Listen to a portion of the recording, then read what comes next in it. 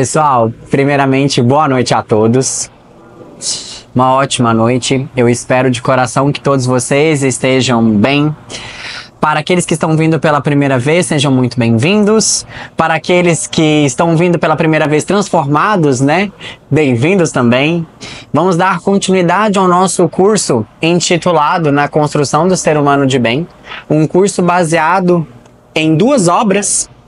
A obra O Profeta, de Khalil Gibran, e a obra de um filósofo indiano chamado Lakanta Sirihan. Essa obra, O Profeta, é um livrinho bem fininho, mas belíssimo, que conta a história de um sábio que chega um momento dele voltar à sua terra natal. E ao retornar à sua terra natal, o barco chega para buscá-lo. Os cidadãos da cidade falam: meu Deus, nós vamos perdê-lo. E nesse momento, eles param ele e falam: mestre, por favor, nos ensine algo antes de ir. E olha que ele ficou nessa cidade por 12 anos. É interessante a gente destacar essa questão, porque nada nessa obra, né? O autor Khalil Gibran é muito inteligente, muito perspicaz. Esse destaque em que ele deixa da ideia da teoria do impacto, né? Que a nossa consciência, ela surge, ou melhor, ela se desenvolve mediante um impacto. O que isso quer dizer? Que através da sombra nós valorizamos o valor da luz, que na ausência nós valorizamos o valor da presença, do ódio, do carinho e assim por diante. E os cidadãos, verificando a possibilidade que eles iriam então perder esse sábio, eles param e falam: mestre, por favor, nos ensine algo. E são vários capítulos que retratam os principais temas da questão humana. Então tem o capítulo do amor, o capítulo da amizade, o capítulo do casamento, dos filhos e assim por diante. E nós aqui estamos tirando trechinhos desse livro para utilizar então como base. E a obra Em Busca da Sabedoria, de Lakanta Sirihan, é um livro onde esse filósofo vai justamente nos colocar meios de alcançar essa sabedoria, aonde ele vai discutir que todos nós aqui devemos buscar ser aquilo que a vida nos pede, que nada mais nada menos do que é ser humano. Na aula de número 1, nós falamos um pouquinho a respeito do amor e o autoconhecimento. Na aula de número 2, nós falamos do equilíbrio entre razão e emoção. E na aula de número 3, nós vamos falar a respeito das relações humanas, família, casamento, filhos e amigos, onde tudo se aplica. Lembrando que essas aulas são gravadas e a ideia desse curso é fazer aulas que sejam de temas, digamos assim, independentes. Então, para quem está vindo pela primeira vez, vai conseguir acompanhar sem nenhum problema. E as aulas anteriores estão gravadas e disponibilizadas para que vocês possam estar assistindo, reassistindo e assim dando continuidade. Então, o tema da nossa aula de hoje é nós colocarmos em prática a respeito daquele amor, daquele autoconhecimento e a respeito daquela ideia que nós vimos na aula passada sobre como achar o equilíbrio da nossa paixão, da nossa emoção e do nosso mental. Nós discutimos na aula anterior que achar o equilíbrio entre a razão e a emoção está muito ligada não em buscar esse equilíbrio aqui, mas em buscar um alicerce em cima. É muito comum nós confundirmos o nosso pensamento conosco. Mas nós refletimos na aula passada que nós não somos o nosso pensamento. E isso é algo que deve ser colocado e diferenciado por nós. E aí eu pensei num exemplo para deixar isso aqui bem claro, para que a gente pudesse dar sequência. Eu acredito que quando nós falamos que nós não somos os nossos sentimentos, nós conseguimos diferenciar isso muito bem. Porque acho que desde pequenininhos nós somos ensinados nesse sentir. Agora, do pensar, talvez nem tanto. O que eu quero dizer com isso? Quando eu viro para vocês e falo assim: todo mundo aqui agora, nesse exato momento, pensa uma rosa vermelha. A visualização dessa rosa vermelha foi o seu campo mental que foi trabalhando. A gente discutiu na aula passada que o campo mental, assim como o campo emocional, ele é um instrumento. E o mental, ele age de maneira involuntária, de maneira mecânica, que se você não controlar, ele vai começar a soltar vários pensamentos ali, e ele está voltado para onde você deixou ele. Uma mente voltada para o material, ela vai somente te jogar coisas materiais. Uma mente voltada para o plano espiritual, para o plano sutil, ela vai te jogar somente coisas sutis. Como assim? Quando eu virei para vocês e falei o seguinte, imagine uma rosa. E você vira e fala assim, eu quero uma rosa num bosque assim, eu quero ela assim, com tal pessoa, eu imagino ela cheirando, é a tua consciência. Você não é o seu pensamento, mas você é aquilo que você faz do seu pensamento. E essa é a âncora que está aqui em cima. É aquilo que nós fazemos daquilo que nós sentimos. É aquilo que nós fazemos daquilo que nós pensamos que faz sermos nós. Que nos identifica a nossa identidade. Pensando nesse ponto, antes que a gente pense então nas aplicações e falemos então um pouquinho sobre casamento, sobre filhos e sobre amigos, vamos retomar alguns pontos importantes das aulas anteriores para a gente dar aqui uma sequência. Em aulas anteriores nós vimos algumas questões do tipo: o profeta em Khalil Gibran nos disse, quando amardes não deveis dizer Deus está no meu coração, mas sim eu estou no coração de Deus. Por que dessa ideia? Nós vimos que quando nós amamos, nós estamos nada mais, nada menos do que sendo a peça-chave que a natureza nos pede que nós sejamos. Quando nós estamos amando, nós estamos apenas fazendo o que a natureza nos pede. Quando nós tratamos alguém bem, quando nós entregamos valores, virtudes e sabedoria, nós estamos sendo seres humanos. E ao fazermos isso, nós estamos sendo uma peça em toda a engrenagem da vida. E sendo assim, estamos no coração de Deus. Quando muitas das vezes nós viramos e falamos assim, Deus está no meu coração, e não está no coração do próximo, e não está no coração da natureza, todos nós somos um só. E grande parte do nosso sofrimento vem disso, de acharmos que nós somos seres exclusivos, que não dependemos dos outros e que nós somos melhores do que o outro. Em suma, o egoísmo. Então, quando nós amamos, convenhamos, estamos sendo uma peça em toda uma engrenagem, uma peça no coração de Deus. Além disso, quando usamos a palavra amor em relação ao outro, será que nós amamos ou apenas achamos que amamos o outro? Lakanta Sirihan nos deixou esse questionamento. Como assim? Pensar que se ama e realmente amar são coisas totalmente diferentes. Quando se pensa que se ama, pensar por si só já te satisfaz. Eu te amo. Ah, é? Com uma simples palavra dessa? O que denota amar? Dedicação, preocupação, esforço, ações. Quantas vezes nós nos enganamos porque nós achamos que somos boas pessoas, nós achamos que amamos as pessoas e nos satisfazemos naquele campo mental. E nós vimos que amar quer muito mais do que somente o ato de pensar. E como sois um sopro da esfera de Deus, ou seja, uma peça dele, uma folha na floresta de Deus, também deveis descansar na razão e mover-nos na paixão. Eu achei essa parte linda que nós vimos na aula passada sobre o equilíbrio entre a emoção e a razão. Como assim? Quando for descansar, tenha consciência tranquila de que tudo que você fez baseado na justiça, baseado na razão. Então, descanse na razão. Mas quando for agir, não haja, haja com paixão. Deus, quando ele age com entusiasmo. Ele entrega tudo de melhor que ele tem para nós. O mesmo deve ser conosco.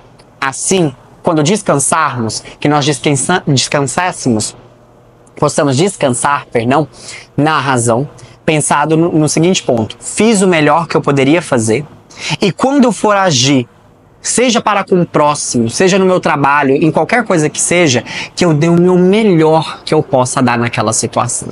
E esse equilíbrio entre a razão e a emoção, ela só vai ser alcançada a partir do momento em que nós estivermos ancorados com o nosso propósito, com a nossa essência. E qual que é o propósito de todos nós aqui? Sermos pessoas melhores. A partir do momento em que você se ancora nisso, convenhamos, tem dia que você tá cansado. Aí você para e fala, nossa, eu vou naquele centro. Nossa, eu vou ajudar o próximo. E aí você fala, opa, Eu quero ser uma pessoa melhor. Não tem cansaço algum que te impeça. Você tá lá e surge uma força que você fala assim, gente, essa força surgiu da onde?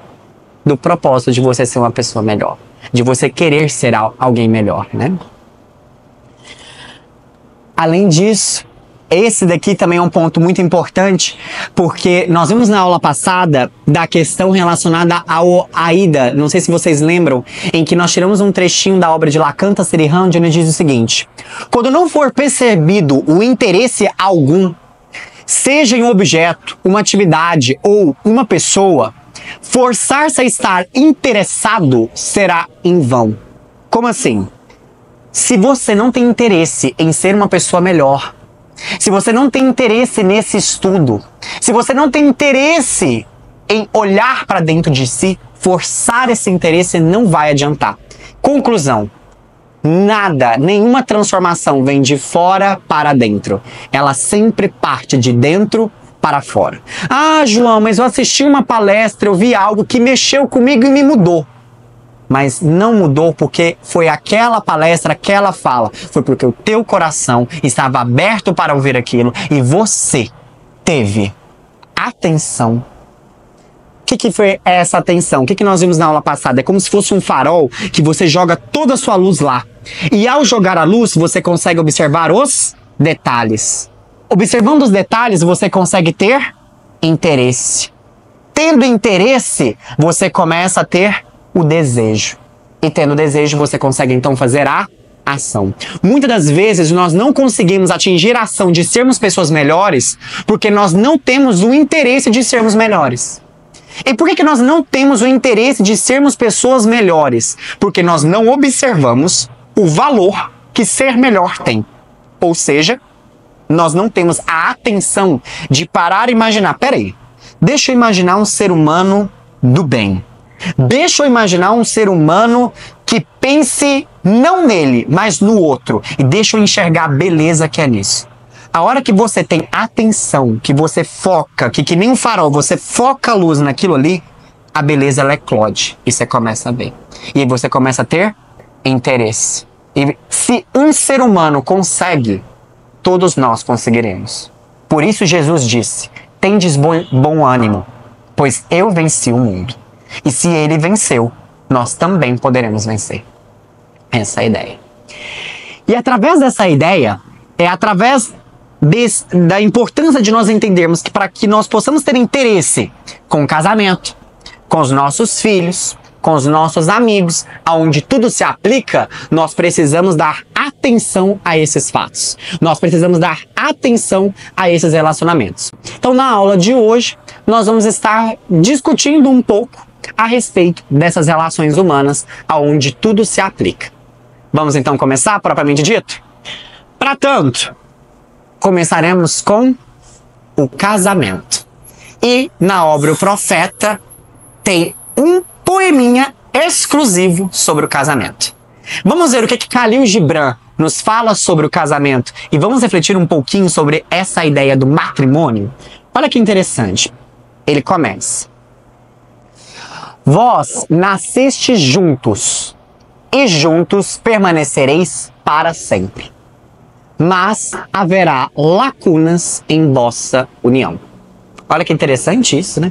Uma questão que me chama bastante atenção no Khalil Gibran é que ele vai muito contra a ideia que a gente tem das coisas. É como se ele reeducasse ao que a gente conhece. Olha, ele já começa o texto falando o seguinte: vós nascestes juntos. A gente tem aquela ideia de que não, eu nasci separado. Eu tenho um corpo separado. E juntos permanecereis para sempre. Será que realmente para sempre? O que ele está falando? Se a nossa visão é pega no corpo físico, realmente aquilo ali não vai fazer nenhum sentido.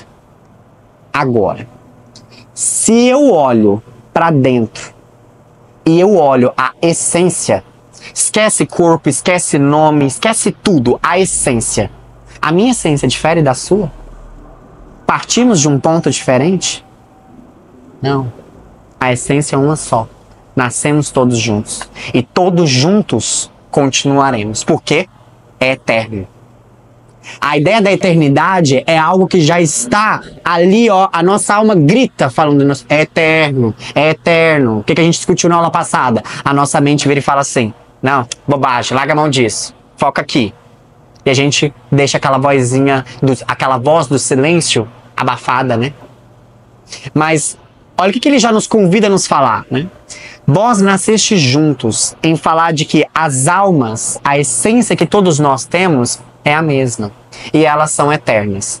Porém, haverá uma lacuna entre essa união.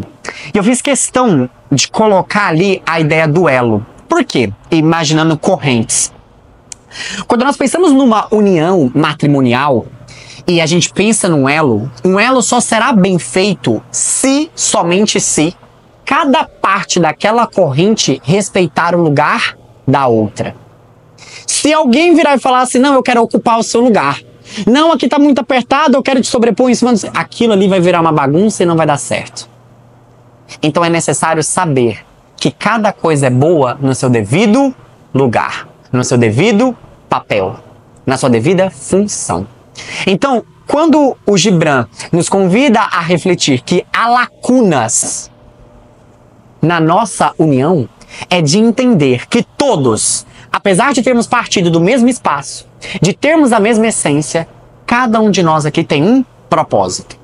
Cada um de nós aqui veio entregar algo ao mundo que é... Cada um tem algo que é diferente do meu, que é diferente do seu, que é diferente do vizinho, e assim sucessivamente. E ele continua. Amai um ao outro, mas não façais uma ligação de amor. Aí ele continua. Enchei o cálice um do outro, mas não bebei do cálice do outro. Dai um ao outro do vosso pão, mas não comei do mesmo pedaço. Cantai e dançai juntos, sejais alegres, mas deixai que cada um fique sozinho. Assim como as cordas de uma lira, do instrumento, são sozinhas, apesar de vibrarem com a mesma música. Dai vossos corações, mas não para que o outro os guarde. Olha que interessante isso, né? Então aqui já tem várias coisas que nós já podemos comentar aqui. Ele nos coloca vários exemplos, né? Vamos aqui começar de trás para frente no seguinte sentido. Assim como as cordas de uma lira são sozinhas, apesar de vibrarem com a mesma música. Cada corda tem um papel e tem uma nota a executar. Mas elas podem juntas aplicar a mesma música. O que isso quer dizer? A ideia da sintonia. Cada um sozinho desempenha um papel, mas juntos podem desempenhar o mesmo papel. O que eu quero dizer com isso? O conjunto de acordes é feito por cada notinha que é feita com uma cordinha daquelas. O conjunto de pessoas unidos, cada um na sua tarefa, forma um propósito maior. Existem propósitos individuais que juntos formam um propósito coletivo. É a mesma ideia daquilo ali. Só que muitas das vezes, o que nós fazemos? Nós tentamos fazer a tarefa dos outros. E os outros tentam fazer a nossa tarefa. E a gente não respeita. Quando ele vira e fala assim, amai um ao outro, mas não faça do amor uma ligação da ideia do seguinte, eu só posso fazer isso se o outro estiver comigo. É aquela ideia da dependência. Aquela ideia de que eu só posso fazer algo se eu tiver alguém junto comigo. Aí vem a vida e fala assim, meu filho, você nasceu sozinho, sozinho morrerá. Nossa, João Vitor, que visão pessimista ou realista. Mas estamos juntos aqui para entender o quê? Que cada um somos uma espécie de uma corda que canta uma nota, que se unidos, sabendo em que momento cada nota entra, pode formar uma belíssima sinfonia. A mesma ideia vem do casamento. Dentro do casamento, quando não se sabe distinguir os papéis, quando não se tem respeito ao espaço, quando ele vira e fala assim, cantai e dançai juntos, sejais alegres, mas deixai que cada um fique sozinho. Da ideia de ter o seu espaço, de ter a sua privacidade, de ter esse momento de autorreflexão. E quantas vezes nós queremos invadir esse espaço do outro? Quantas vezes isso não causa atrito? De saber respeitar. Porque grande parte das coisas que nós entregamos ao mundo vem dos momentos em que nós tiramos e fazemos o quê? Essa introspecção. Em olhar para dentro de si. Em olhar para dentro e falar o que eu preciso melhorar. O que a vida quer que eu entregue. Então, essa parte do texto nos fala muito sobre aquela ideia dos relacionamentos que hoje se tem, que se tem construído, né, da dependência um do outro, que hoje se fala muito daquele relacionamento abusivo, daquele relacionamento tóxico. Ah, eu não vou em tal lugar se fulano não estiver comigo. Eu não vou fazer isso se o outro não estiver comigo. E a sua vida fica onde? Uma frase que eu gosto muito é o seguinte: se você não vai viver a sua vida por você mesmo, quem irá viver por você? Às vezes nós transferimos a nossa vida, a responsabilidade do nosso viver para outras pessoas. E nós perdemos o nosso bem mais precioso, que é quem? A nossa individualidade. É a nossa corda. Imagine o violão. Tem todas aquelas cordas, todas as potencialidades de músicas e melodias que podem ser feitas. Eu vou lá e tiro uma corda desse violão. A música vai ficar bela? Pode até que fique, mas vai ficar faltando alguma coisa. Marco Aurélio, o imperador romano, diz o seguinte: quando um ser humano morre, uma parte de mim morre com ele. Porque é uma parte que a gente deixou de travar com ele, de conhecer ele. É uma parte da humanidade que foi-se embora. Tem uma outra questão que convém a nós a refletirmos, que vai muito disso daqui também, né? De saber respeitar o lugar do outro e tentar enxergar o outro, que é o seguinte: se a nossa essência, toda a nossa essência aqui é igual, se toda a humanidade faz parte de uma única família, então a maior parte de mim não sou eu, são os outros. Porque se todos nós somos a mesma família e somos a mesma coisa, então vocês concordam comigo que a parcela que eu tenho desse todo é muito pequena comparada ao todo que está ao meu redor? Então vocês, o meu próximo, tem muito mais de mim do que eu mesmo. E é de ter essa consciência e é de ter essa preocupação de olhar para o outro, de enxergar no outro a possibilidade de algo a mais, de ver aquilo que você ainda não via. E quantas vezes nós tentamos fazer com que o outro veja o mundo não como ele veio ver, mas como eu quero que ele veja. Isso é uma situação bem complicada.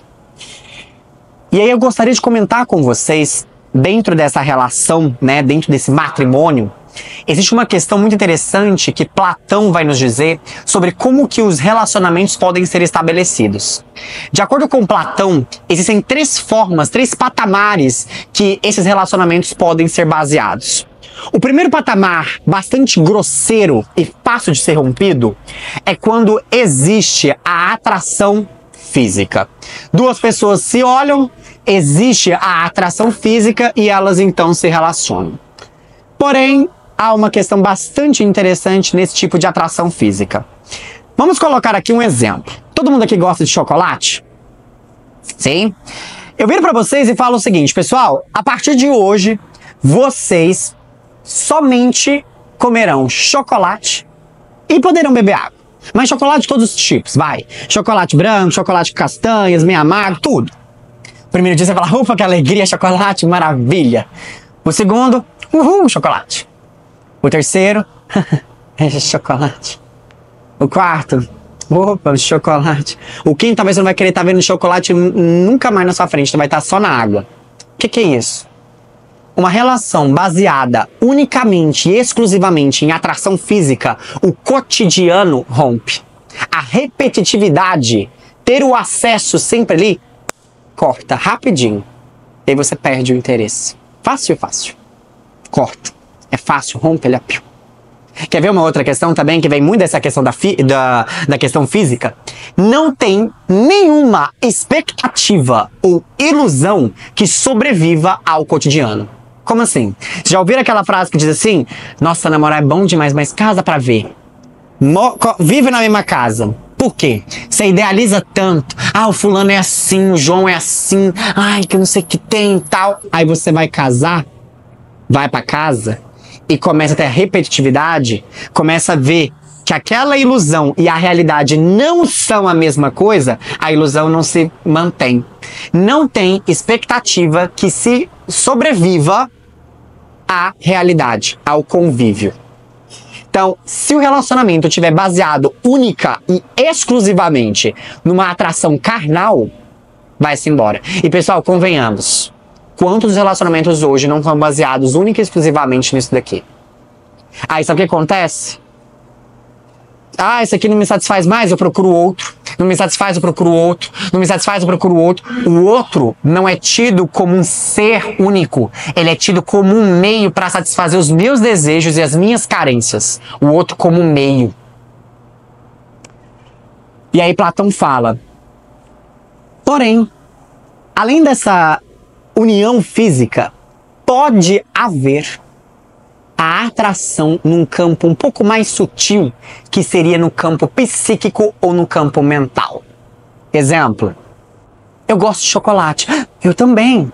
Eu gosto de viajar. Eu também. Nossa, eu gosto de tal filme. Eu também. Eu gosto de tal livro.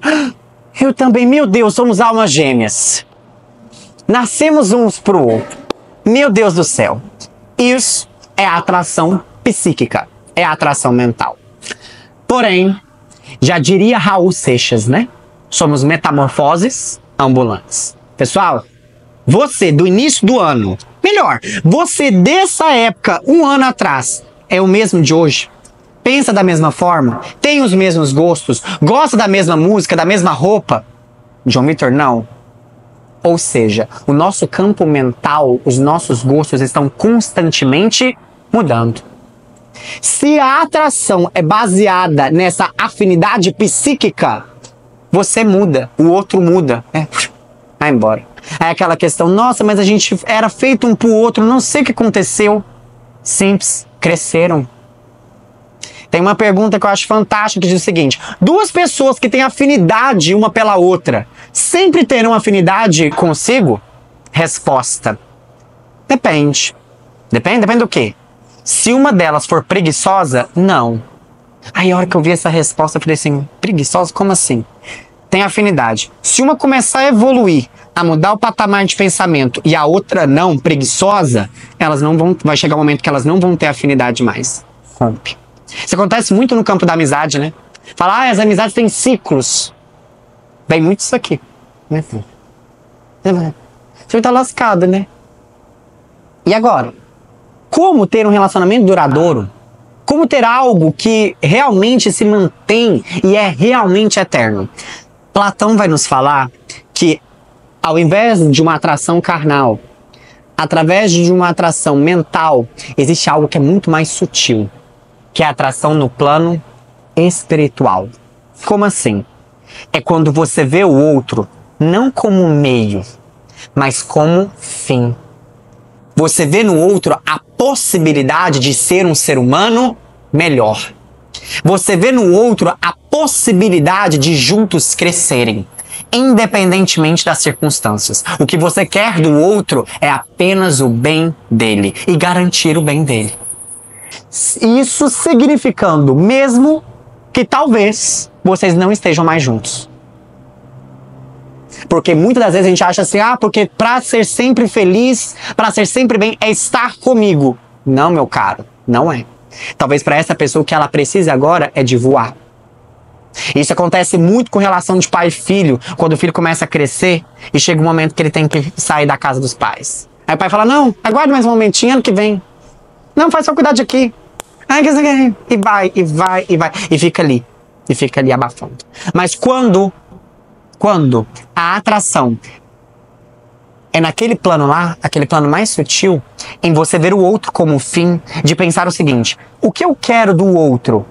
Nada, não espero nada dele, mas eu quero que ele seja feliz. Eu quero proporcionar que, através de mim, ele possa evoluir o máximo possível. Eu quero oferecer a ele o melhor que eu puder. É aquela frase: o seu amor me dá asas.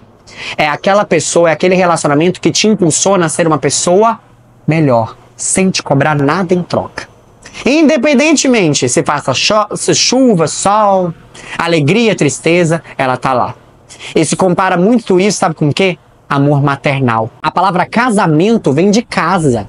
Casar é trazer o sagrado para dentro da casa. Antigamente, por que se faz uma cerimônia no altar e numa igreja? Porque é algo sagrado. São duas pessoas que estão se unindo para trazer algo do plano sutil para cá. Ó, isso é simbólico. O cálice, aquela união, isso é simbólico e deve ser respeitado. A cerimônia de casamento, ela tem um valor riquíssimo quando realmente se faz com o coração. Só que muitas das vezes hoje a gente vê relacionamento de casamento do quê? Do físico, do mental. Opa, eu casando com essa pessoa, meu emprego tá garantido. Opa, casando com essa pessoa, o meu conforto tá garantido. Que maravilha! Ou seja, o outro como meio, como satisfação dos meus desejos, como satisfação daquilo que eu quero. E uma questão que é bastante interessante é o seguinte, e Platão destaca muito isso, não significa que num relacionamento, num casamento, não possa ter os três. Existem sim relacionamentos que têm a atração física, que têm a atração mental e que têm a espiritual. Mas ele explica o seguinte, que a que mantém, a que une anos após anos na eternidade é a atração espiritual. Porque convenhamos, pessoal, o físico cai na rotina, é difícil. O mental, tem vezes que você não suporta, tem choque de ideias, mas quando você vê no outro a possibilidade de ambos crescerem juntos, não tem acontecimento nenhum, não tem rotina nenhuma que faça com que esse elo se rompa. E de novo, quando falo de romper o elo, não é ter a pessoa ali fisicamente do seu lado, mas é ter necessariamente o sentimento, um elo não físico, mas um elo de coração, um elo espiritual. Dizem as tradições que nem mesmo a morte rompe aquilo ali. Pra vocês terem uma ideia, contando uns bastidores de fofocas literárias, Khalil Gibran, ele teve um amor desses, chamado Mary Haskell. A Mary Haskell, graças a ela, foi que o Profeta foi lançado. Eles viviam em países diferentes e trocavam cartas de amor. E ela falava para ele. Muitas vezes, nas cartas que vieram a público, tem um livro dessas cartas, pessoal. Vieram a público, ele falava de ir até ela, de desistir dos sonhos. E ela virava e falava assim, não, continue. Ela revisava os textos dele, falava, continue, tá bom, isso aqui não tá bom, corrija. Seja persistente, vá, permaneça, mesmo estando longe. E tem uma parte nessas cartas que ele fala, o teu amor me dá asas, para que ele seja cada vez melhor. Olha que interessante isso. Então, convém a nós essa reflexão. E é muito comum, quando nós pensamos nessas uniões, elas darem frutos. E aí vem então os filhos. Só que é interessante nós pararmos e pensarmos da ideia de filhos do seguinte aspecto. Todos nós, seres humanos, temos a capacidade de termos filhos. Nós temos a ideia de filhos como sendo uma extensão biológica de nós, ou adotiva, mas filho é toda e qualquer obra que parte de mim. Um pensamento, um livro, uma ação generosa, uma pessoa que foi modificada por um contato comigo, uma pessoa que eu oriento, uma pessoa que eu cuido no hospital, filho. E é interessante que a gente pense sobre isso, porque é ter a perspectiva do seguinte, eu não tenho, por exemplo, eu não tenho filho. Não tenho? Quando eu fui fazer o estudo disso daqui, eu lembro direitinho, a professora na qual nós estávamos debatendo, eu fiquei assim, professora, não tem filho? Ela, não tem não? Você não é professor? Eu falei, sou. Seus alunos são o que pra você? Você não educa eles? Você não transfere o seu melhor pra eles? Você não escreve nada, não? Falei, de vez em quando. Mas eu fiquei sabendo que você é palestrante. Sou. Suas palestras são o quê? Seus filhos? São seus filhos. É algo que vem de você. Que não te pertence, mas que vem através de você. Vamos ver o que Gibran nos fala sobre os filhos, né? Olha que interessante. Vossos filhos não são vossos filhos. Você já começa assim. São os filhos e as filhas do desejo da vida por si mesma. Olha que profundo isso, né? Eles vêm através de vós, mas não de vós. E apesar de estarem convosco, não pertencem a vós. Vamos começar de trás para frente. Como assim não pertence a mim? Aquilo que é teu, nada nem ninguém pode tirar de ti. Teu filho, a vida pode tirar. Teu corpo, a vida pode tirar. Mas então, o que é meu? Tua essência, teus valores. Isso nem mesmo a morte te tira. Reflita sobre isso. Quando ele vira para você e fala assim, que vossos filhos não são vossos filhos, mas sim filhos da vida, é porque veio através de nós, mas não de nós. A alma, a essência que cada um de nós tem, não veio da minha que partiu para a sua. Não. Nós tivemos um Criador que deu origem a essas essências. É aquela ideia, né? O espírito não procede de outro espírito. E uma coisa muito interessante, né? Esse corpo não é meu. Eu não sou isso daqui. Mas eu vim para o mundo material através dele. O que o meu corpo é? Meu corpo é uma hospedagem e eu sou o hospedeiro desse corpo. Como que eu trato essa hospedagem? Sou um bom inquilino? Pago direitinho meu aluguel? Cuido, limpo?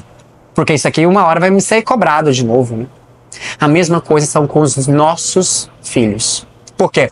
Como ele nos fala, eles vêm através de nós, mas não de vós. A essência deles não é nossa, é de uma essência mais sutil, é de um outro Criador, né? E quando ele vira e fala assim, são os filhos e as filhas do desejo da vida por si mesma, é daquela ideia de que a vida sempre continua.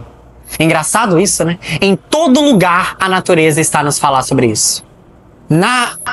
Amanhecer, entardecer, escurecer.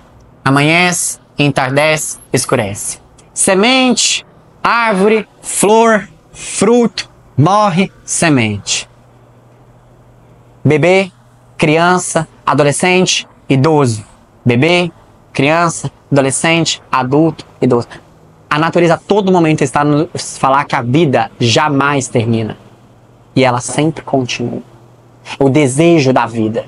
E os nossos filhos vêm justamente disso.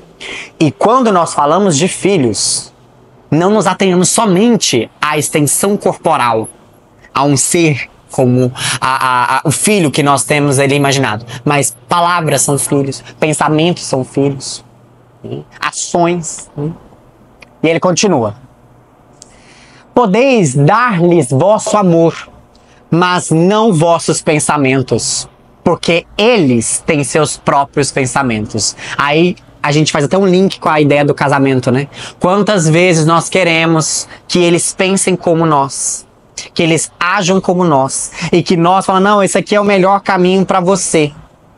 Uma questão que eu vejo muito claramente é no campo profissional. De pais não permitindo os filhos serem o que eles vieram para o mundo a ser. E uma questão que eu acho sensacional, poderia aqui colocar vários exemplos. Platão. Platão, pessoal, para vocês terem uma ideia, ele veio de uma família muito rica. E ele foi criado para ser, sabe o quê? Político. A família dele, a mãe e o pai dele queriam que ele fosse político. E falavam para ele, Platão, meu filho, você vai ter sucesso sendo político. Sabe o que aconteceu? Na busca de ser político, ele foi fazer um curso de oratória, sabe com quem? Com Sócrates. Chegou lá, ouviu Sócrates falando, desandou tudo. Descobriu que ele queria ser filósofo. Foi uma das maiores decepções dos pais deles. Do pai dele, perdão. Mas, olha que questão interessante. Se Platão tivesse sido político, eu tenho as minhas dúvidas se ele teria ficado na eternidade igual é hoje. Passou-se 2.400 anos da sua vinda aqui e ele é eterno. A sua contribuição como filósofo foi tão profunda, porque ele veio para cá para ser isso, e ele fez e cumpriu aquele papel muito bem feito, que até hoje se fala. Precursor de várias definições, precursores de vários movimentos, né? Platão, para a questão filosófica, é indiscutível a contribuição que esse ser humano teve. Então, quando a gente observa sobre isso, a gente vê a questão do seguinte, mas o que então um pai pode fazer pelo seu filho? Dar-lhes amor. E o que é amor? que nós discutimos na primeira aula: fazer o bem. E o que é fazer o bem? Permitir que aquele indivíduo progrida. Permitir que ele seja o melhor que ele puder ser com aquilo que ele veio então fazer. E de novo, não é transferir pensamento, mas é dar a base para que o pensamento que há nele se manifeste. E aí ele continua: podeis esforçar-vos em ser como eles, mas não tentai fazê-los como vós, pois a vida não volta para trás, nem permanece no dia de ontem. Aí eu fiz até questão de colocar uma aguinha no riacho, aquela frase comum, né? A mesma água não passa no mesmo lugar no riacho, não é isso? Como assim? Você pode até esforçar para ser igual ao seu filho, mas não faça com que seu filho seja igual a você, porque a vida não anda para trás. Ele traz novos costumes, ele traz novos pensamentos, ele traz novas modificações. E nós precisamos saber respeitar isso. E hoje, muitas vezes, vira e se fala assim: nossa geração tá perdida. Será? Desde a época. Eu fico imaginando Platão jovem, que já jovem, já se destacava muito, o que os contemporâneos dele, os idosos, deviam pensar dele. E assim por diante. Então, muitas das vezes, tem muito dessa questão, né? De nós olharmos e pensarmos o seguinte: não, eu tenho que adaptar esse jovem aqui para que ele pense de acordo com os meus costumes e de acordo com o que eu fui criado. Mas não é assim. Nós precisamos quebrar um ciclo. É muito comum virar e falar o seguinte: na minha época funcionou, então agora também funciona. Gente, num jogo de futebol, se você mantém a mesma estratégia, você tá fadado ao fracasso. Ah, o time que tá ganhando não se muda. Muda sim, porque cansa, né? Chega uma hora que não aguenta mais. A mesma coisa vem com isso daqui. Então a hora que ele vira e fala: podeis esforçar-vos para ser como eles, porque convenhamos, essa meninada vem e vem com tudo, e é difícil. Então convém a nós pensarmos muito sobre isso. Por quê? Pois a vida não volta para trás, nem permanece no dia de ontem. E se a gente pegar e fazer um estudo da história, é tão interessante a gente observar como que os costumes estão mudando, né? Como que novas abordagens de vida estão vindo. Como novas maneiras de enxergar a vida estão vindo. E que no fundo, se a gente for parar para observar, todas elas estão demonstrando novas formas de amar. E que aquele que se limita a amar surge a raiz do preconceito. Ousem dizer: o preconceito nasce aonde não há amor. Convém a nós pensarmos sobre, né? E aí ele finaliza de uma forma que eu acho belíssima. Sois os arcos dos quais seus filhos, como flechas vivas, são arremessados. Então imagina o arqueiro, você é o arco, o seu filho é a flecha. Ele continua: o arqueiro vê o alvo no caminho do infinito e ele vos dobra com o seu poder para que suas flechas possam ir longe e velozes. Deixai que o arqueiro vos curve com alegria, pois, como ele ama a flecha que voa, ele também ama o arco que é estável. Olha que interessante, poético, bonito isso, né? Tinha que ser Gibran. A flecha, o filho, o arco, os pais, o arqueiro, Deus. Olha que interessante isso, né? Assim como ele ama a flecha que voa no infinito, ele também ama o arco que é estável. Ou seja, o que ele quer nos dizer sobre isso? Quando pensamos na relação de pais e filhos, ele faz essa analogia da ideia do arco e da flecha, de que o arco tem como qual função?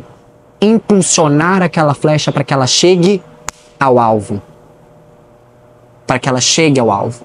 Isaac Newton, considerado um dos maiores físicos que já vieram na Terra, tem uma frase que diz o seguinte: se eu sou o que eu sou, é porque eu me apoiei em ombros de gigantes. Pessoal, convenhamos, seres fantásticos que vieram para cá e fizeram coisas maravilhosas e extraordinárias para a humanidade, tiveram pais, tiveram mães, tiveram professores ali do lado, amigos que os amaram e foram arcos e ó, vai meu filho, voa. Aqui agora me veio uma história de Thomas Edison, considerado o inventor do século. Não sei se vocês sabem da história dele, mas convém a contar. Thomas Edison, na escola, era um aluno muito difícil. Dava um trabalho para os professores que vocês não têm ideia. E um dia, ele volta para casa, entrega um bilhete para sua mãe. A sua mãe abre aquele bilhete, lê em voz alta, porque ele não sabia ler ainda, e diz a ele: prezada mãe, teu filho é fora de cogitação para a nossa escola. Não temos a capacidade de conduzi-lo. Faça por si mesmo. E a mãe de Thomas Edison pegou ele e o educou. Com toda a sua garra e com toda a sua força, ensinou o máximo. Ela veio a desencarnar. Passado-se um tempo, Thomas Edison, inventor do século, ele inventou a lâmpada, inventou o microfone, inventou a máquina do cinema, enfim, um inventor. Fora de cogitação, muito fantástico. Mexendo nas coisas da mãe dele, ele encontra o bilhete. E ele lê. E no que ele abre, estava escrito: prezada mãe, teu filho passa por sérios problemas e não consegue conviver conosco. Por conta disso, foi expulso da sala de aula e não é mais bem-vindo nessa escola. E ele cai em prantos. Por quê? Aquela mãe que teve a capacidade de transformar. Aquela mãe que realmente soube ser arqueiro. Ela teve a capacidade de ser o arco ali muito estável e de dar todo um impulso para que aquela flecha fosse. Então convém a nós pensarmos nisso, né? E pensarmos do papel que nós temos com os nossos filhos. E mais uma vez eu bato tecla. Todos e quaisquer tipos de filhos. Tudo que vem através de nós. Nossos pensamentos, nossas ações, tudo. Tudo que nós formos fazer, né? Então, eu acho interessante esse finalzinho, porque ele vira e fala assim: pois assim como ele ama a flecha que voa, ele também ama o arco que é estável. Então nós temos o arqueiro, que é Deus, a nos comandar, a nos impulsionar.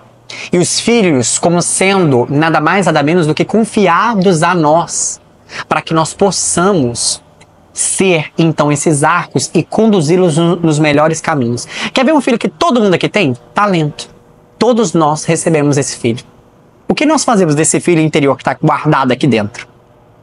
Será que nós temos impulsionado ele e falar: vamos lá, meu filho, vamos embora?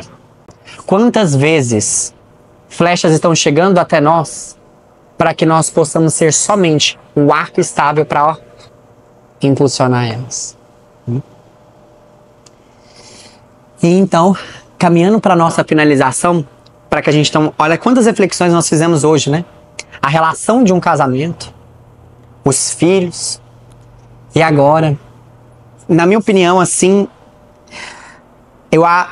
é difícil falar isso, mas o poema da amizade me mexe muito comigo. Eu acho que tá no meu top 5, dos que eu mais gosto do livro do Profeta. Porque a primeira vez que eu li essa mensagem, eu percebi que, primeiro, eu não estava sendo amigo. Segundo, a minha visão de amigo era totalmente errônea. E Gibran veio justamente a trazer um outro contexto sobre o que realmente vem a ser um amigo. Porque nós temos aquela ideia de que amizade é o quê? Opa, que alegria, tô precisando descontrair hoje, vou chamar meu amigo. Ah, o meu amigo é aquele que vai estar comigo no momento da tristeza. Não, tá com você também no momento da alegria. Te consola, mas também te parabeniza. Quer saber uma pessoa que realmente ama? É aquela pessoa que fica alegre com o teu esforço, com o teu sucesso. E convenhamos, no dia de hoje, o quão difícil é. E quando eu li esse poema, meu pai sempre me falou uma coisa, e eu sempre muito teimoso, né? Meu pai virava pra mim e falava assim: João, quem tem um amigo já tem muito e é rico. E eu, pá, o que é isso? Tem as duas mãos. Meu filho. E eu assim, teimando, sabe? Adolescente, né? Aborrecente. E aí veio Gibran. E puf! E ele veio num momento da minha vida pessoal em que eu tinha acabado de perder um verdadeiro amigo. Um amigo meu veio a óbito e esse poema veio assim, ó. E aí, pelo contraste, eu observei essas questões. Vamos juntos para a gente finalizar essa reflexão? Olha que interessante. Sobre a amizade. Vosso amigo é a resposta a vossas necessidades. Ele é o campo que semeais com amor e colheis com agradecimento. Primeiro, vosso amigo é a resposta a vossas necessidades. Lei natural que está aí, quer queira, quer não. Lei da necessidade. O que essa lei nos diz? Que todos nós atraímos não aquilo que nós queremos, mas aquilo que nós precisamos. Ou seja, muitas vezes a gente vira e fala assim, eu quero isso, mas a vida não me entrega. É porque você não tem necessidade disso. E o seu amigo, ele reflete a sua necessidade. Ele reflete aquilo que você precisa. Nossa, Jovem, mas tem pessoa que é difícil. Sim. Porque através dele você vai poder fazer o quê? Semear. Porque através dele você vai poder praticar. Você vai poder colocar aquele amor em prática. Sabe aquele amigo que você vira e fala assim, nossa, aquele impetulante, é aquele mesmo. Sabe aquele que é difícil? É aquele mesmo. Mas que nos momentos difíceis ele tá lá com você. Quase não te fala nada, mas quando fala as coisas certeiras. É aquele lá. Não é aquele que te bajula. Não é aquele que te fala as coisas que você quer ouvir. Mas que te fala as coisas que você precisa ouvir. É diferente. Ele não tá ali para te fazer e massagear o seu ego. Ele tá ali para te impulsionar e dar asas para que você seja uma pessoa melhor. Esse é o verdadeiro amigo. Então por isso que ele fala, o vosso amigo é a resposta à vossa necessidade. Ele é o campo que você vai semear. Porque, Senhor, por favor, dai-me paciência. Amanhã vai chegar o quê? Pessoas impetulantes para que você treine a sua paciência. Senhor, dai-me amor. Amanhã vão chegar pessoas carentes para que você ame. E funciona assim. E como que você vai colher isso? Com agradecimento. Pessoal, como é bom ter um amigo e você ver que a sua vida faz a vida dele melhor. Que esse agradecimento te dá propósito. Uma fábrica de sapatos, a gente verifica que aquela fábrica de sapatos é boa quando ela fabrica sapatos. Um ser humano, ele será bom quando ele der o quê? Sapato? Não, humanidade. Ser feliz não é ser alegre, mas é ser útil. Felicidade vem de fertilidade, em ser fértil, de poder entregar. E o nosso amigo é assim. De que com um agradecimento, em atitudes singelas, você virar e falar assim, nossa, aquele abraço serviu, aquela fala foi. E ele continua. Quando o vosso amigo fala com sinceridade, não tenhais medos do não em vossa mente, nem restrinja o sim. Como que a gente poderia entender isso daqui? O vosso amigo te fala o que você precisa ouvir. Não restrinja, não fique com medo de ser excluído dele. Não fique com medo dele, ai meu filho, não, porque o verdadeiro amigo não te abandona. O verdadeiro amigo não te reprime. Ele reprime o comportamento ruim, mas você não. Como assim, João? Melhor exemplo que eu gosto disso para deixar isso bem claro. A mãe, quando ela vai educar o filho, ela tá reprimindo o filho ou o comportamento ruim que ele teve? Comportamento ruim. Ela não quer destruir o filho, ela quer que o filho cresça. Mas tem hora que ela precisa ser dura, porque ela tá reprimindo aquele mau comportamento. A mesma coisa com os nossos amigos. Às vezes ela tá indo e fala assim, nossa, esse caminho aqui eu tenho certeza que é ele. Seu amigo ele fala assim, não é não. E você fala assim, por quê? Ele está ali para te alertar. E convenhamos, a gente tá tão cego, né? A gente acha que a gente está sabendo das coisas, e aí vem o nosso amigo e fala, não é bem assim não, viu? Aí você fica, gente, mas o fulano me apoia. Opa, vamos lembrar da aula anterior, emoção e razão, temos o elo. Saibamos não ser esponjas, mas sermos filtros. De pensarmos assim, ok, fulano me falou isso. Fulano tá me falando isso pra me deixar chateado. A gente sabe diferenciar isso. Ou ele tá me falando pra mim crescer, pra mim ter mais cuidado, pra mim ter mais cautela, pra mim analisar de novo. Porque, de novo, a maneira como a pessoa diz sobre ela. Mas a gente tem que aprender a observar o que ela está a me dizer.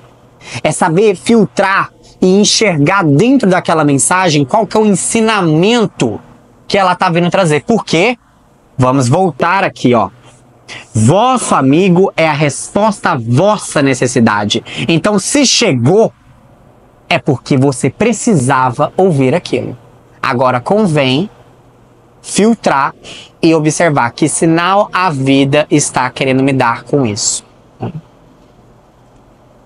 E aí ele fala: e quando ele está calado, o vosso coração não deixa de ouvir o coração dele. Pois na amizade, todos os pensamentos, todos os desejos, todas as esperanças nascem e são partilhadas sem palavras, mas com alegria. Olha que profundo isso. Sabe aquela sensação de que você não precisa falar nada, mas ele te sente? Sabe aquela sensação de que você olha e você sabe que não tá bem, que alguma coisa aconteceu? Por quê? O carinho que você tem, a admiração, o afeto, tudo ali não foi criado com palavras, mas foi criado nas trocas sutis de a palavra, ela é matéria. E ela pode ser perecível. Uma hora ela vai embora. Palavras têm validade. Falei para vocês um monte de palavras aqui e elas estão indo embora. Se você não pegar a essência delas e guardar no coração, de nada adianta. De nada adianta. A mesma coisa quando ele vira e fala: quando ele está calado, o vosso coração não deixa de ouvir ele. Porque a conexão não é baseada nesse plano material, é nesse plano mais sutil. E o desejo, a esperança, o pensamento, eles não são partilhados com a palavra, mas são partilhados com a alegria. Né? E isso é muito interessante, da ideia do consolo, né? Aí vem uma frase que é arrebatadora. Quando vós separais de um amigo, não fiqueis em dor, pois aquilo que mais amais nele poderá ficar mais claro em sua ausência. Tal como a montanha, para quem a escala, é mais nítida a vista da planície. É a ideia que a gente comentou lá no início da aula, da ideia do contraste. Que na ausência a gente observa o valor da presença. Que na dor nós observamos o valor da saúde e assim sucessivamente. Quando nós, entre aspas, perdemos um amigo, a gente não deve ficar em dor. Porque nessa ausência a gente observa os pontos principais que ele tinha de valor. E nós deveríamos utilizar de uma capacidade que nos foi confiada de imaginação. O que eu quero dizer com isso? Pessoal, a gente não pode deixar para o momento em que a gente perder para a gente fazer essa reflexão. Porque com a imaginação a gente pode fechar os olhinhos e pensar assim: como seria a minha vida sem fulano? E é nessa imaginação da contraste você consegue observar o valor que ele tem para você. E isso é muito importante. E que muitas das vezes nós estamos cegos diante disso, né? E que quando ele vira e fala assim: quando você sobe a montanha, a vista da planície é totalmente diferente. Imagina uma pessoa estar lá debaixo da montanha e é conseguir ver toda a vista daquela cidade? Não.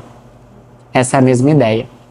Então é muito interessante quando a gente pensa nessa ideia da amizade, de que o nosso amigo está conosco hoje, pode não estar amanhã, mas que nós saibamos valorizar a presença dele no hoje, nessa troca. E agora uma visão minha, são essas visões, é esse carinho, é esse afeto, são essas lembranças que ficam, que me fazem acreditar na eternidade. Porque quando você pensa num ser humano, que você trava conhecimento com ele, você trava um relacionamento com ele, e depois você vê ele num caixão, e você vê só o corpo físico, você pensa: a consciência dele foi para onde? O amor dele foi para onde? Onde é que estava toda aquela vida pulsante ali? Não é possível que isso acabou. Mas uma parte dela vive dentro de mim. Uma parte dela vive dentro do meu coração. Porque, querendo ou não, o que fica aqui são as obras e os corações que nós deixamos e os corações que nós tocamos. E isso é um ponto muito importante, né? Platão foi embora há muito tempo, mas até hoje seu nome ressoa. Quantos exemplos nós tivemos aí de seres humanos que vieram e que até hoje ressoam ali, né? Isso é muito interessante. E que o propósito da amizade não seja mais do que aprofundar o espírito. Pois o amor, que busca mais do que a descoberta de seu próprio mistério, não é amor, mas uma rede, e apenas o inútil é pescado. Aí eu até coloquei uma rede. Na rede a gente pensa em pescar o quê? Peixe, né? E ele pescando lixo. Olha que interessante essa questão, pessoal. Olha o que ele nos coloca. Qual que deve ser o propósito da amizade? Qual que é a verdadeira amizade? É de, ao nos unirmos com alguém, sermos pessoas melhores. Buscarmos ser versões melhores. É o que ele nos fala. Ó. Não sejais mais do que aprofundar o próprio espírito. Pois o amor que busca mais do que a descoberta do seu próprio mistério, ou seja, aquilo que busca mais do que amor, na verdade não é amor. E funciona como uma rede que, ao invés de pegar o necessário, fica pegando outras coisas. Quer ver de uma maneira poética, mas colocando isso daqui de uma maneira muito concreta? É quando você vê numa amizade, ao invés de ver o que ela realmente significa, você vê na amizade interesse. Você vê na amizade conforto. Você fica rodeado de pessoas que te falam o que você quer ouvir. E no momento da necessidade não tem ninguém para te apoiar. Não tem ninguém para te falar o que você precisa melhorar. E no fim, você não está pescando nada de importante. Você não cresce com aquilo, né? E aí ele vem e nos fala. Eu achei legal que eu fiz questão de colocar a imagem desse casalzinho. Eu acho que é um casal ou grupo de amigos que seja. Porque ele diz assim. E que o que tenhais de melhor seja para o vosso amigo. Então o que você... de melhor você tem de você, que seja pro seu amigo. Sabe por quê? Já que ele tem de conhecer a vazante de vossa maré, que conheça também a vossa enchente. Ou seja, se ele conhece os seus defeitos, que ele também conheça as tuas qualidades. Pois, para que serve o vosso amigo, se só o procurais para matar tempo? Procurai também para viver o tempo. Pois ele vos preencherá as necessidades, mas não o vazio. Poético, né? Bom, quando ele vira e fala assim, não procure o vosso amigo para matar tempo. Nossa, o que eu vou fazer hoje? Ah, vou ligar pro fulano. E liga. Mas não. Não seja só no momento da necessidade, da carência, de você ligar para alguém, de buscar alguém, não. Mas, nossa, eu tô querendo fazer... vibrar a vida, eu quero comemorar a vida, eu quero falar de coisas boas, eu quero trazer um significado, uma coisa diferente, eu quero comemorar a promoção de emprego do meu amigo, eu quero viver o tempo, eu quero fazer desse momento um momento que vale a pena. E eu vou chamar ele não para matar o tempo, mas para viver, para dar propósito, para dar sentido, para dar significado naquilo ali. Porque ele vira e fala o seguinte... Pois ele preenche as suas necessidades. Ah, eu necessito de um carinho, eu necessito de alguém que me ouça, eu necessito de alguém que me fale alguns conselhos. Ele vai te fazer isso. Mas ele nunca vai conseguir preencher esse vazio. O que é esse vazio? A necessidade que nós temos de sempre buscarmos essas coisas. E que bom que ele não preenche esse vazio, né? Porque imagina, se nós fôssemos completos, nós estaríamos buscando essas coisas? Não estaríamos, né? Então, ele supre tua necessidade. Mas o teu vazio, que faz parte de você e é extremamente importante, porque é ele que te impulsiona, essa fome de querer algo a mais é o que te impulsiona, porque convenhamos, quando estamos saciados, buscamos comida? Não. A nossa alma que não chegou no patamar ainda máximo, ela está esfomeada de conhecimento. E que bom, porque isso nos move a caminhar. Então, quando pensarmos em nossos amigos, não busquemos eles para matar tempo, mas para viver o tempo, né? E na doçura da amizade, que haja alegria e partilha de prazeres. Pois é nas pequenas coisas que o coração encontra frescura do seu amanhã. Pessoal, convenhamos, as coisas mais valiosas do mundo são de graça. Um pôr do sol não tem preço. Um abraço sincero não tem preço. Um eu te amo dito do coração não tem preço. São todas de graça. E o nosso coração realmente encontra frescor. E é isso que dá sentido numa amizade. Então a gente observa que o verdadeiro significado de uma amizade, um verdadeiro sentido na hora que a gente para de pensar e analisar essa situação, né? Para pensar, é de pensarmos o seguinte: eu tenho sido bálsamo de luz para as pessoas que eu considero meus amigos? Eu tenho sido essa âncora que eleva eles a um patamar de consciência melhor? Eu faço com que aquele que chega para mim desanimado, ele saia melhor? Quando ele vem e entra no meu mundo e eu entro no mundo dele, ao nos separarmos, saímos melhores do que entramos? Eu acrescento algo à vida? Tem uma frase de Cícero que eu acho que a gente disse na aula passada, mas se não disse, dissemos agora. Certifica-te de ser fatores de soma aonde andar. Por fim, chegamos então no final da nossa aula de número 3, em que nós falamos então a respeito dessas relações humanas. Eu espero que nós possamos então ter plantado as sementinhas, que possamos ter aí novas visões sobre os nossos relacionamentos, seja matrimonial no casamento, seja relacionamento com os nossos filhos, seja relacionamento com os nossos amigos, ou relacionamento conosco mesmo. Será que, como anda o nosso casamento conosco? Como anda o relacionamento com os nossos filhos internos? Como anda a nossa amizade conosco? Né? Que possamos ter esse carinho.